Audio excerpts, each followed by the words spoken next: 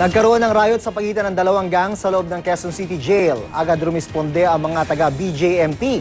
Pero 14 na inmate pa rin ang nasugatan. Narito ang report ni Dante Perelio. Pasado alas 9 kagabi nang sumiklab ang riot sa loob ng Quezon City Jail matapos magkaroon ng away sa pagitan ng Sige-Sige Komando at Batang City Jail. Agad inalerto ng Bureau of Jail and Management and Penology ang kanilang mga tauhan at pinatunog ang alarma sa loob ng City Jail. Maya-maya pa, pinasok na ng di bababa sa 10 miyembro ng Special Tactics and Response Team ng BJMP ang loob ng jail. Ilang saglit pa, umalingaw-ngaw na ang magkakasunod na putok ng baril. Nag-warning shot ang mga otoridad gamit ang rubber bullets para maawat ang kaguluhan. Kasunod nito, inakyat ng BJMP personnel ang kwarto ng mga inmates saka in-inspeksyon. Kailangan magbigay agad ng warning shot yung custodial personnel natin, that is yung mga jail officers natin.